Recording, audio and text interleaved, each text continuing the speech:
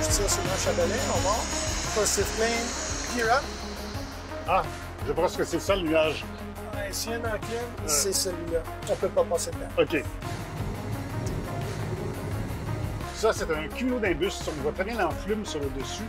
Ça, écoutez, ça peut avoir une épaisseur de 15 km. Les vents ascendants dans le milieu de ça sont extrêmement forts. C'est des nuages qui sont capables de fabriquer de la grêle, parce que s'il peut amener quelque chose de dangereux, c'est que s'il y a un effondrement de la masse d'air, là, vous vous retrouvez avec le downdraft, oui, qui peut être très problématique. Qu'on appelle microburst. Ma route planifiée m'amènerait dans la tempête. On ne va pas là-dedans. On voit très bien le cumulonimbus avec l'enclume. C'est un cumulonimbus mature. Sur le radar, c'est des retours d'énergie de gouttelettes d'eau. Donc, vert, ben, c'est de la pluie. Jaune, c'est de la pluie plus forte. Rouge, c'est très fort. Je vais passer là-dedans. Je vais pas démolir l'avion, mais on va vraiment se faire raser. Il n'y a pas de raison d'aller là-dedans si on n'est pas obligé. Je demande au contrôleur pour éviter qu'il va avoir un système qui nous aide à recouvrir la trajectoire sécuritaire.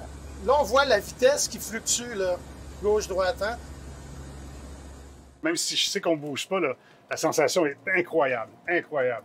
On tourne l'avion pour prendre une trajectoire qui va nous ramener et atterrir avec un vent de face. La rafale descendante, en fait, c'est celle-là qui va couper la portance de l'avion? Elle peut l'augmenter ou elle peut la couper. Vu qu'on bouge dans l'air, les vents relatifs par rapport à nous, si on augmente les vents de face, ben on augmente notre vitesse, ça ne nous empêche pas de voler.